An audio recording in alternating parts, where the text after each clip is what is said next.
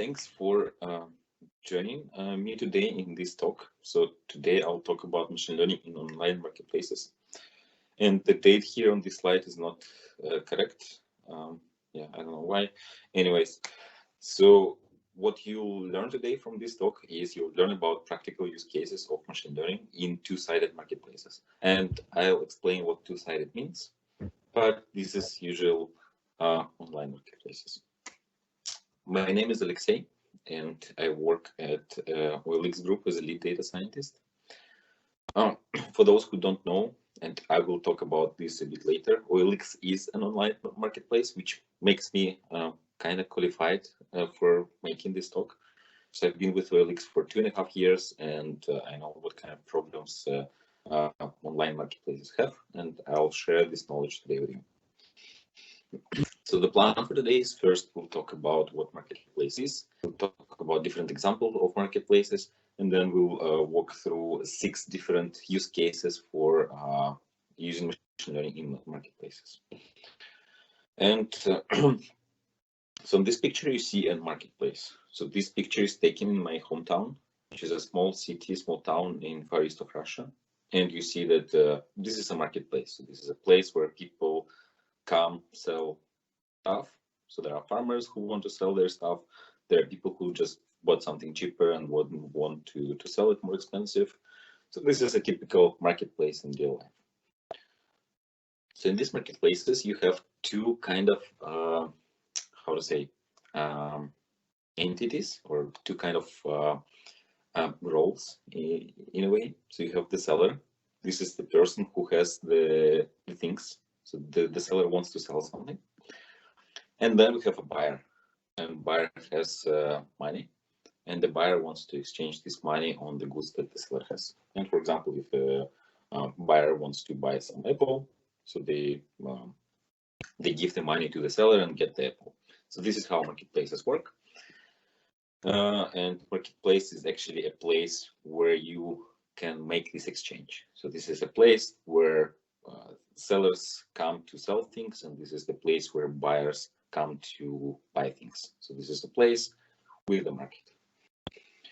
And of course, today, in today's world, everything moves to online. So in an online marketplace, this is typically a website. This is a place where buyers meet with sellers. And this is, I mentioned this term two-sided marketplace. Two-sided means that we have 2 sides. We have seller and buyer. So that's why there are two kind of profiles of people who need to be both involved in this exchange. And there are some examples of online marketplaces. So I work at OLX, and this is how OLX looks like. So I know that many of you are joining from Romania. In Romania, OLX looks a bit different. I decided to put a screenshot of OLX India because it's in English, and then I don't need to translate it. But this is basically, for those who don't know what OLX is, so this is a place where you go if you want to sell something. So let's say if you have a phone and you want to sell it, you go on this website and you create a listing, you fill in all this information, and then people who want to buy an iPhone, people who want to buy something else, they come and they browse through the catalog and find what they want. So this is nothing else but an online marketplace. This is not one, so there are many other kinds of marketplaces. For example, Etsy. Etsy is a platform for do-it-yourself creators. So people who are artists who want to who do things themselves. Etsy provides a place for them to actually do this. So let's say if somebody creates paintings, so they can go to Etsy and start selling these things. So this is a very specialized marketplace. And again, we have 2 kind of roles here. We have the seller, the creator who wants to sell something, and then we have people who want to buy these things. Then we have Airbnb, which is a place for short-term rent. So if you want to go somewhere and have a vacation in some city, you don't have to book a hotel. You can just rent a flat for a short amount of time. And Airbnb B&B specializes on these kind of things. This is also online marketplace, because you have on one side, you have the sellers, people with the flats, and you have on the other hand, you have the buyers, people who have a vacation in a certain city and want to rent a flat. Then it can also be services. It doesn't have to be physical goods. And for example, Upwork is a website for freelancers. So there are freelancers who can do something. So there is, for example, a freelancer who can do data science. And if you're as a company who wants to hire a data science for temporary work, you go to Upwork or any other similar website with freelancers, and yeah, you hire that person. So again, the sellers are the freelancers who sell their time, and the buyers are the companies who need the services of these freelancers. And there are many platforms like Upwork. So this is also a marketplace. And Udemy, which is a platform for online courses. This is also a marketplace, because we have people who create courses. So they want to, so they share their knowledge, they create an online course, and Udemy is a place where they can sell these courses. So they go to Udemy, they publish a course, and people who are interested in taking these courses, they go to Udemy and buy a course. So Udemy makes it possible to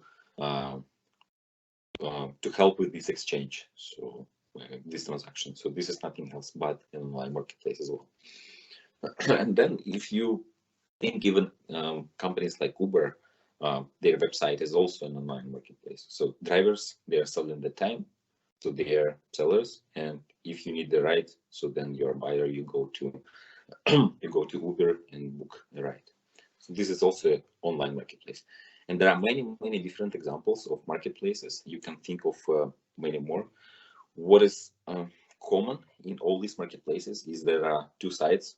You have the seller side, often referred as the supply side. So these are the people who have something, people or companies, it doesn't matter.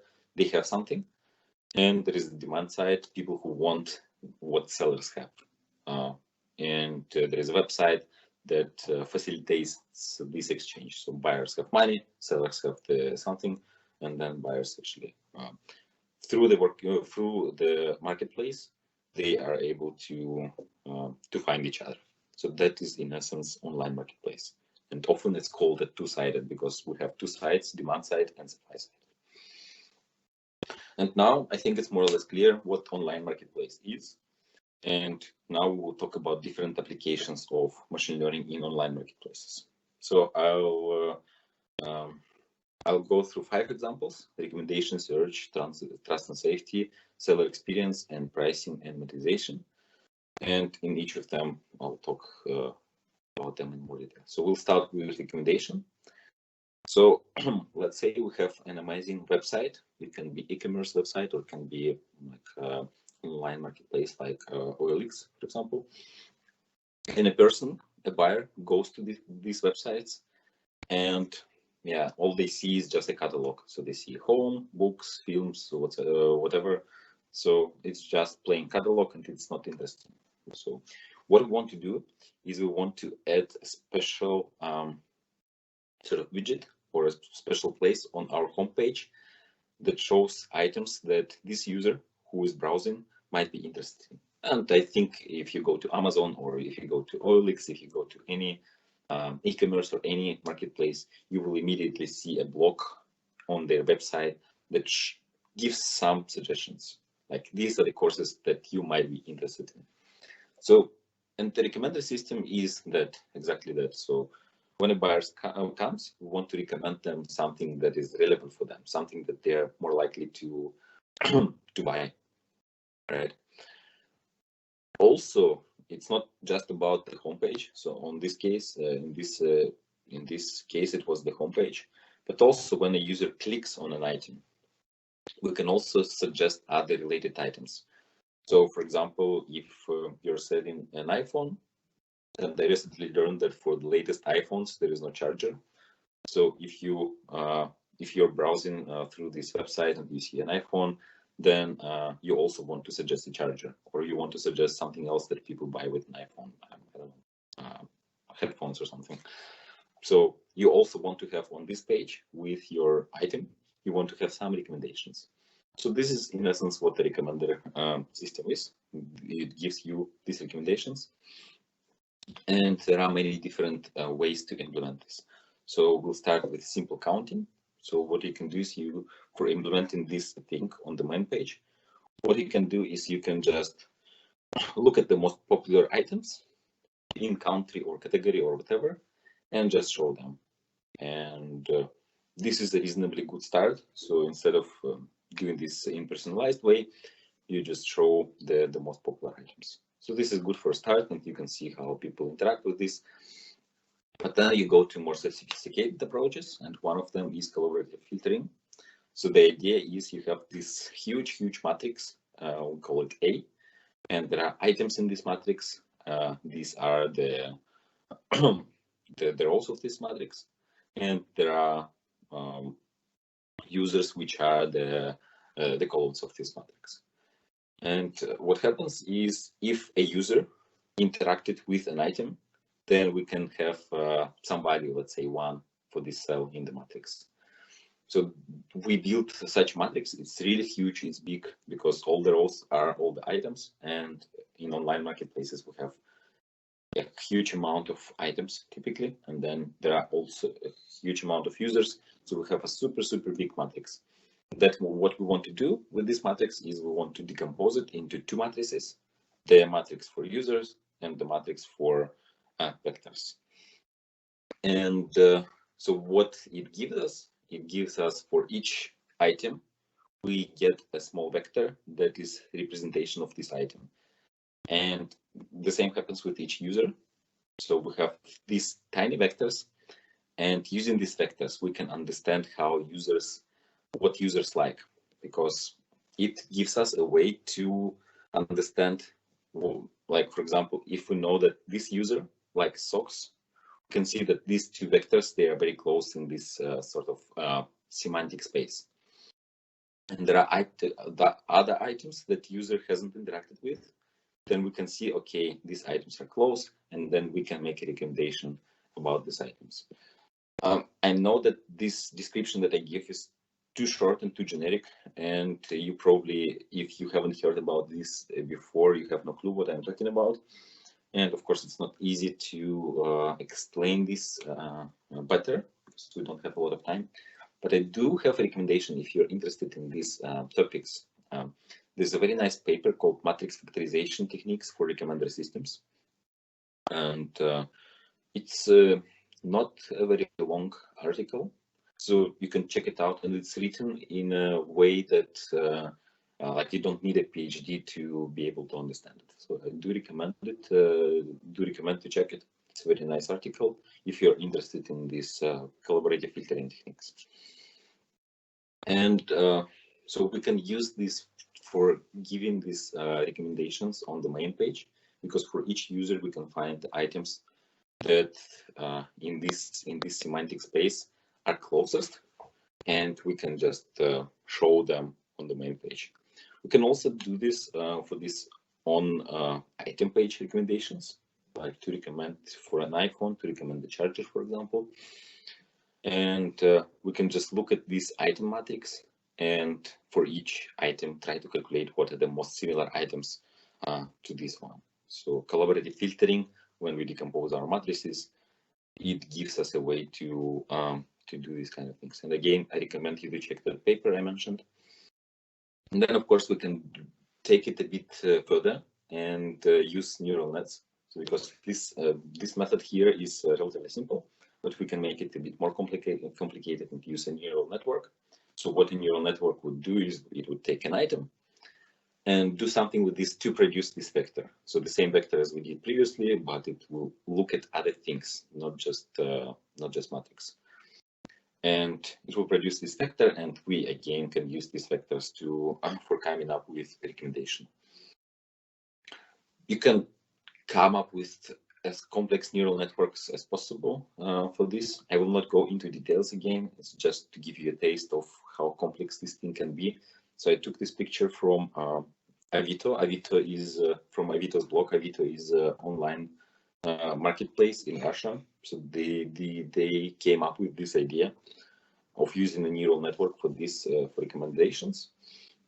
If you speak Russian, you can also, and these slides, I will share the slides with you, or maybe the organizers will share the slides with you right now, but you can go through these slides later and read this article. So if you happen to know Russian, you can check this article that I linked. If you don't know Russian, then there is another video from my colleagues from OLX who explain how this kind of system works at OLX as well in more details. So they would go in details how exactly this architecture is designed and how this recommender system works. And so we just covered recommendation, and there is a very related area to recommendation, which is search, which is about making it possible for the buyers to find the things they are looking for. So again, if we take our website, and as a user, you want to go on this website, you want to type something, and then you want to hit the search button, and it should show you the most relevant results for this particular query. And not just relevant to the query, you can also make it personalized. So it looks at the history of your history and makes the best recommendation based on the patterns, the behavioral patterns you have. So there are many ways, many algorithms for doing this. I also don't include neural networks here, but it's also possible. We'll go with the simplest ones, Back of Words and TF-IDF.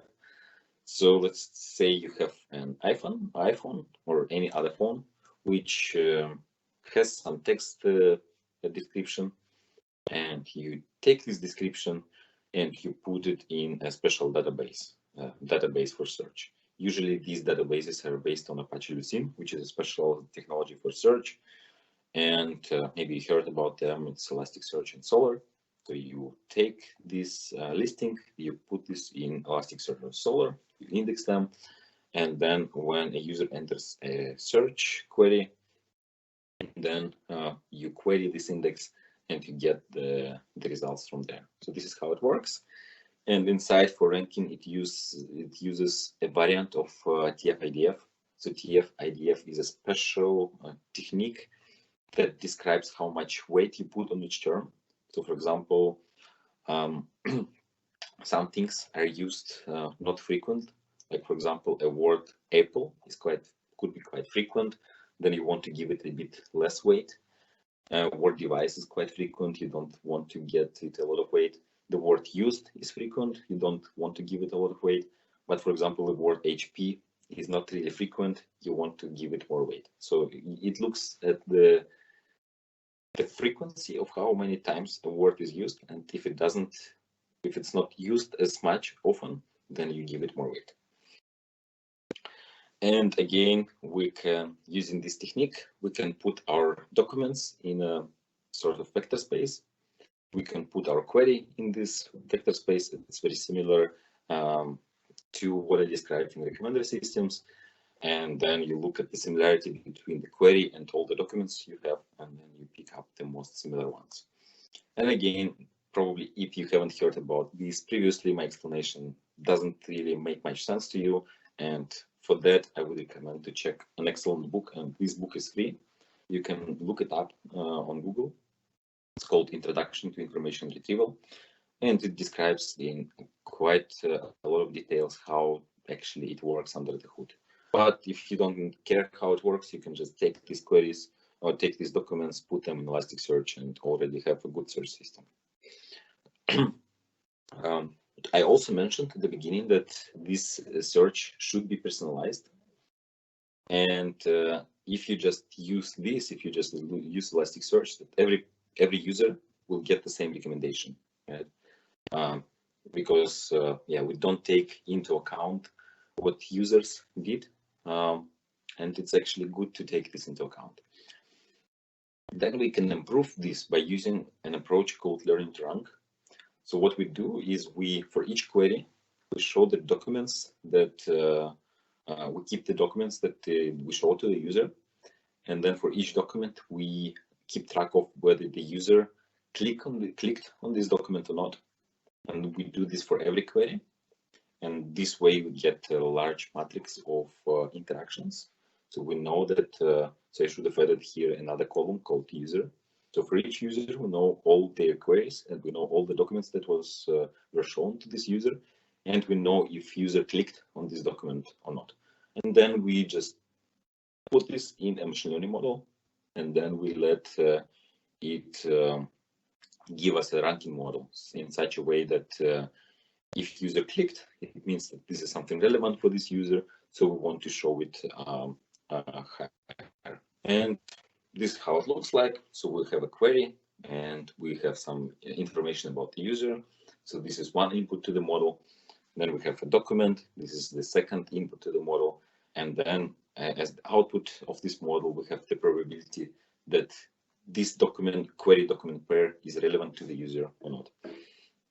And this way we can build a model. So again, this book I mentioned in Introduction to Information Retrieval also covers that. But you can also look up on Google Learning to Rank and you will find a lot of examples.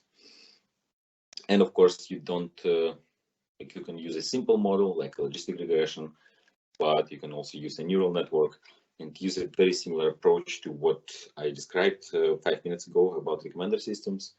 And basically put a query in a neural network, put a document in a neural network, you have a vector, and then using these vectors, you can compute similarities between these vectors and rank relevant documents based on these vectors. This is how you do search, and you probably noticed that search and recommendations have a lot of similarities. That's why in many companies, this is done by the same team or the same department. So for example, on OLX search and recommendations team, they're sitting very close to each other and they're always collaborating and working together because all these approaches, they're pretty similar. They're in nature. The next use case for machine learning in online marketplaces is trust and safety. This is the moderation case we mentioned at the beginning. In online marketplaces, usually users generate content. So they can create something. So let's say if a user wants to sell a dog. So in case of OLX, I don't think it's possible to sell a dog, but let's say this is some abstract website where users can do this. So a user goes and creates a listing of a dog, and the user really wants to sell that dog. So what they do is they create multiple listings of the same dog. And this is actually a bad experience for the sellers, for the buyers. When buyers visit the website, they go to the catalog and all they see is the ad, like different ads of the same item. So this is very annoying. So this is not a good thing. We want buyers actually to find something quickly, and they don't need to sift through lots of duplicates. Then another problem is that users can upload some inappropriate content, like explicit nudity, pornography, things like this. So this is not allowed as well. So we wouldn't want our buyers to see things like this, and oftentimes they're also dangerous because like the reason somebody wants to do this is to attract attention, and then maybe there's some malicious link shared in the description. So this is quite bad. So there are many different problems that it can cause when we allow users to upload anything they want. So somebody wants, for example, to sell a gun, and it's not allowed to sell a gun. Somebody can upload not safe for work images. People can create duplicates. People can, like some fraudsters can create fraudulent listings, and this is all bad. And we want to prevent this from happening. And for this reason, we online marketplaces tend to have a moderation system that removes this bad content. And this is how it usually works. So you have a user who just generated some piece of content. Then this piece of content goes to a moderation system. And this is when we have a bunch of machine learning models that look at this piece of content and decide if this content is good or not. So they make a decision if it should be rejected or not. So then it can be accepted and it goes live to the web platform. Then it can be rejected and it doesn't go live. And in cases when it's not clear if it's a good content or not, then we have some humans that look at this content and make a final decision where it should go live or not. So they usually have a special tool for that called moderation panel. So they make the final decision in this case. So we need to involve humans also in this loop. And when it comes to this automatic moderation system, it can contain all contain models for all these kind of problems. So it can contain a model for detecting spam, it can contain a model for detecting duplicates, it can contain a model for detecting guns, for detecting not safe work content, and so on. So, and we basically add all these models in this automatic moderation system to fight bad content. And this is how it might look like. For example, if somebody wants to sell a machete, then we have a neural network that looks at this and says, hey, this is machete, be careful, let's not put it online. While if somebody is selling a truck or a fridge, then the model says, okay, this is fridge, it's safe to publish. And if you want to know more about how moderation systems work in general and how they work at OLX, you can also check the articles I wrote about duplicate detection, but they also go a bit into detail of how moderation systems work. So definitely check it out. It's quite interesting, and we explain how we actually detect duplicates there.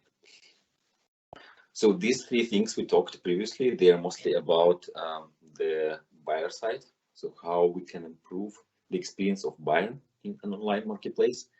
We haven't really talked about the seller.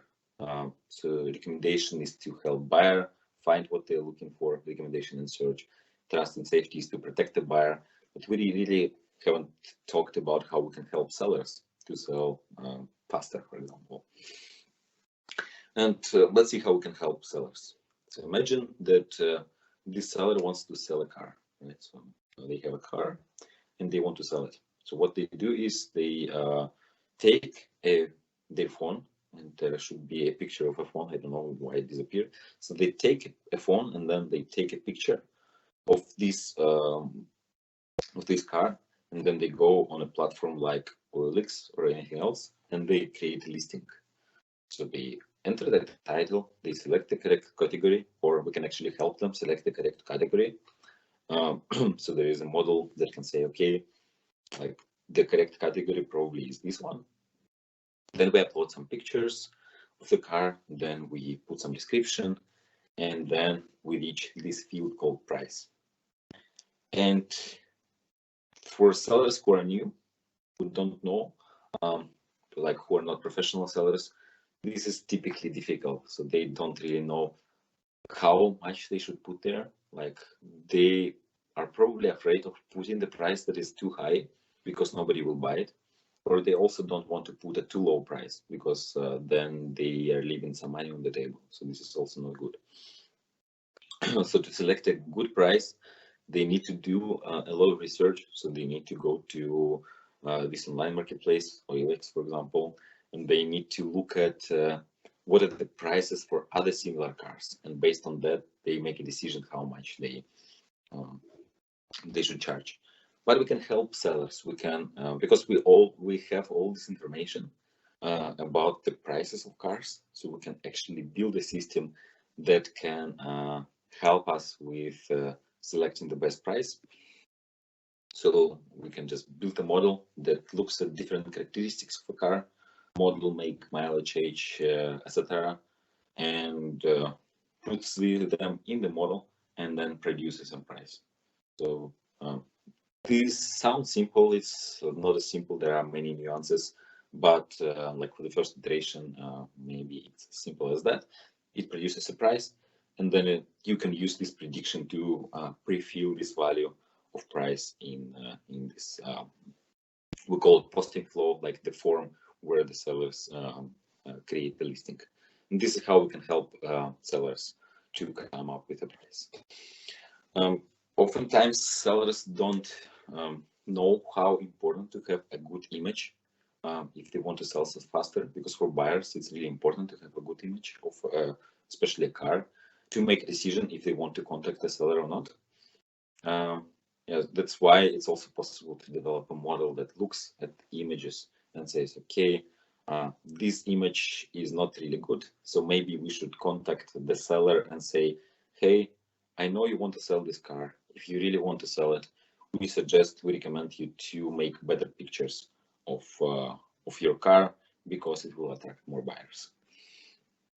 And these are just two examples how we can help sellers in online marketplaces to sell faster. So price is probably obvious, and then there are other things, like in case of online marketplaces like OLX, picture is important. Maybe in some other cases it's not, but this is a good example. So then there is a next area is pricing and monetization. It's about helping sellers sell more for higher price, and also help the company be more profitable, like how we can earn more. And an example I have here is, imagine you want to call a taxi, and in this example I am no longer use online classifieds website example, so it's a bit different, but this is a nice example still. So let's say you want to call a taxi. So what you do is you take your phone and you use some rate hailing app like Uber, and then you get a car, and yeah, you basically go when you want.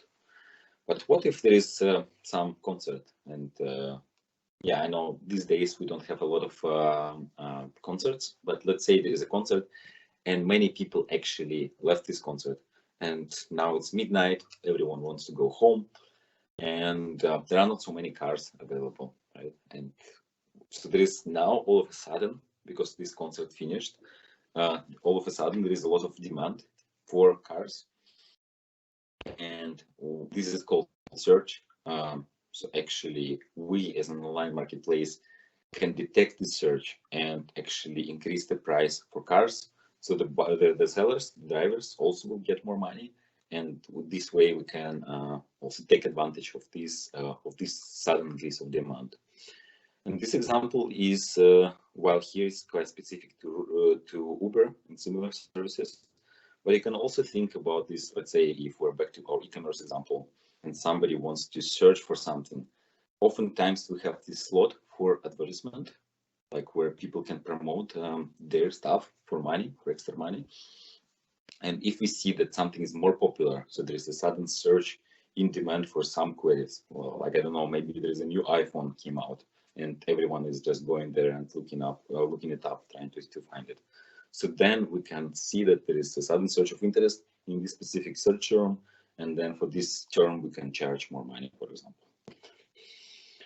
And I think I don't have a lot of time, so there are other examples. I will just skip them, and I'll just go to the conclusion.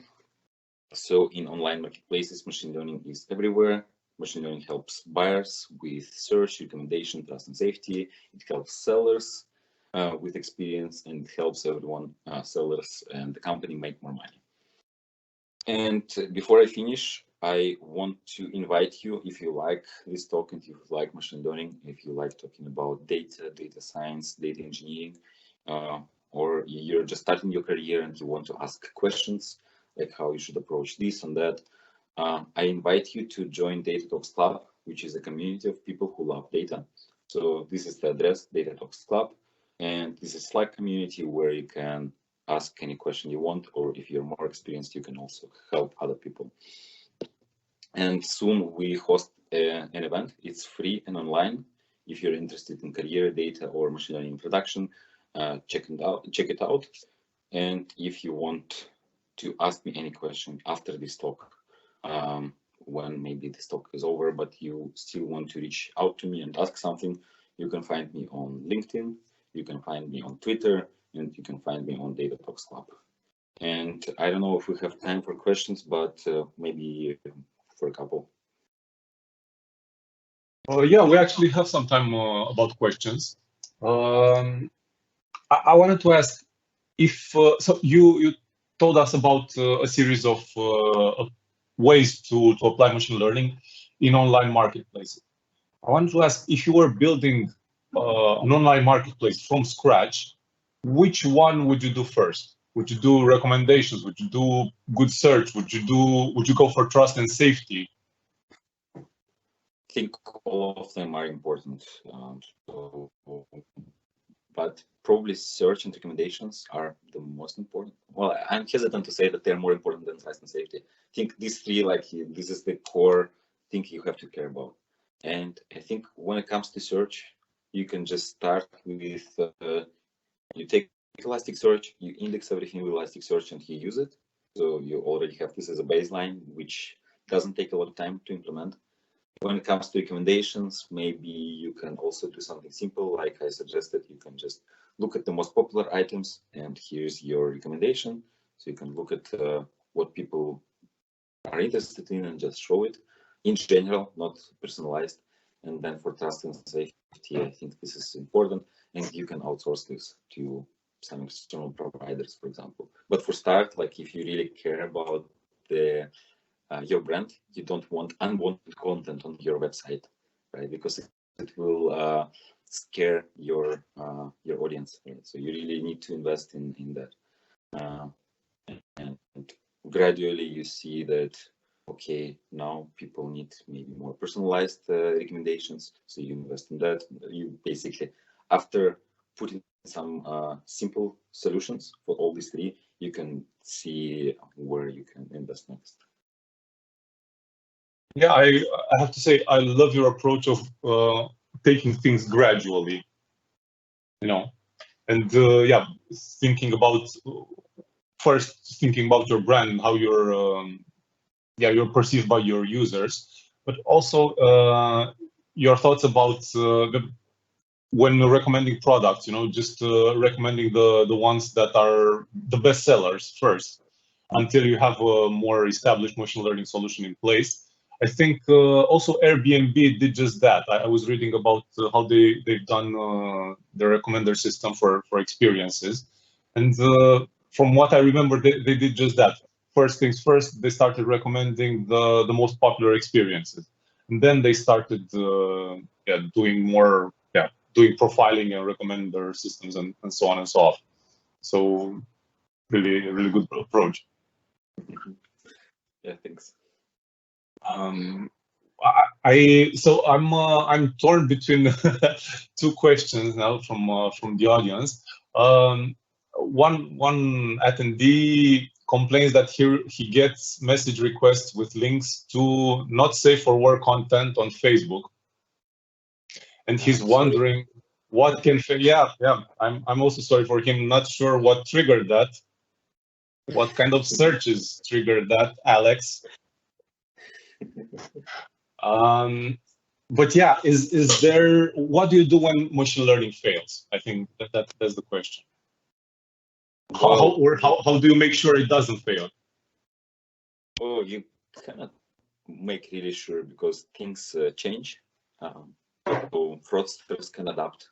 Like you spend 3 months developing a perfect system, you roll it out, and then a group of fraudsters come and find a hole in this approach like in 1 hour, and then you're back to square one, right? So you need to again rethink about this. So it's a constant war, I would say. So like you don't rest there. You always find other approaches. So, and it doesn't have to be machine learning. You can solve it with people. So you hire people and you make them, I don't know, like basically try to look through everything. And this is probably the approach will work, but poor moderators, they don't deserve that. So this is like a short-term solution. And of course, you involve moderators, you collect data from that, and you try to improve your system. And this is an ongoing process. Yeah, so basically you need a fail-safe, and that's humans. Yeah, I don't know if there is a better approach. You can also crowdsource it. Yeah, it's again humans. You don't have to have humans on in your company. You can outsource it to some other. There are companies that actually provide these kind of services. Yeah, and I think at least Amazon had the Amazon Turk, but Yes, not sure if it does that. Yeah, so there's also Toloka, which is a company, like they also about crowdsourcing data. They have this as an even feature that they can do moderation for you. No, that's pretty cool. That's pretty cool. Yeah, so they should be kept in mind well if your brand is on the stake. All right. Well, thank you so much, Alexey. Thanks for being here with us and for sharing your experience. We will be taking. Yeah. And luckily, Teams for Live Events works on an iPad, so also grateful for that. That's good.